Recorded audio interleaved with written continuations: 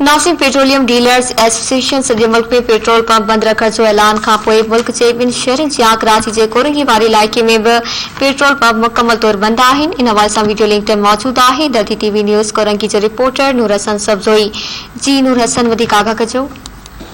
जी बिल्कुल, आल Pakistan petroleum dealer association तरफा जो पूरे मुल्क में पेट्रोल जो महंगो करण खिलाफ जो पेट्रोल पंप बंद रखने जो ऐलान किया, जै तहत मुख्तलिफ इलाक़नि में जो पेट्रोल पंप बंद आहिनि। पाकिस्तान के ॿिनि शहरनि जियां कराची के कोरंगी वारे इलाइक़े में जो पेट्रोल पंप बंद आहिनि, जंहिं करे शहरनि खे सख़्त मुश्किलात खां जो मुंहुं ॾियणो थो पए।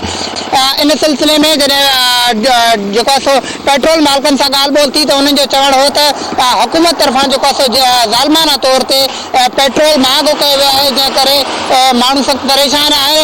इन सिलसिले में जॾहिं जो हितां जे शहरनि सां ॻाल्हि ॿोल थी, त उन्हनि जो इहो चवणु हो त जो पेट्रोल महांगो आहे, हुकूमत जो ग़लति फ़ैसिला करे असांजे मथां ज़ालमाना फ़ैसिला मढ़े रही आहे। असीं इन फ़ैसिलनि खे जो नथा मञूं। ही जो पेट्रोलियम डीलर्स एसोसिएशन तरफां जो पेट्रोल जो बंद करण वारो जो ऐलान आहे, इन जी असां आजियां कयूं था। इन सिलसिले में तव्हांखे मां इहो ॿुधाईंदो वञा त मुख़्तलिफ़ पेट्रोल पंप ते जो रसी जो नज़र अची रही है, पर पेट्रोल पंप मालिकान पारां पेट्रोल ॾियण खां साफ़ साफ़ इनकार कयो वियो आहे। जी नेशनल टाइम्स जी ख़बरूं, वधीक ख़बरनि जी अपडेट्स जे लाइ ॾिसंदा रहो धरती टीवी न्यूज़।